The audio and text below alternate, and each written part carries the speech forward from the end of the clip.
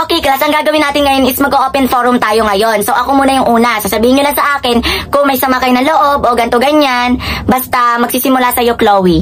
Ako, mama, ang masasabi ko lang sa inyo, ikaw yung pinaka-paborito kong teacher. Saka, ikaw yung pinaka-maganda. Ikaw naman, Chloe, yung pinaka-sip-sip. Uy, salamat, Chloe. Nakakatuwa naman. Okay, next, Kate. Wala naman po akong problema sa inyo, ma'am. Napakagaling nyo nga po magturo, tsaka ang ganda nyo po. Napaka-plastic ni Kate. Uy, salamat, Kate. Naiyak tuloy ako. Okay, next, Lando. Ma'am, magsasorry lang po ako sa inyo. Yung nakita nyo po sa akin noong nakaraan, tita ko lang po yun. Di ko naman po talaga yung babae.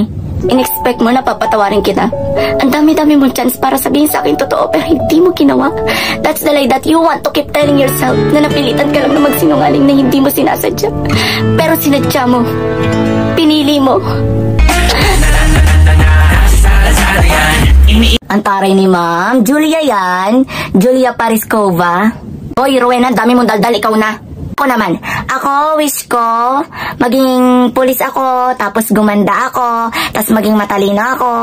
Hoy, open forum tayo. Hindi tayo mag-wish. Bobo na ito. Ay, hindi ko kasi alam yung open forum. Ano yung open forum?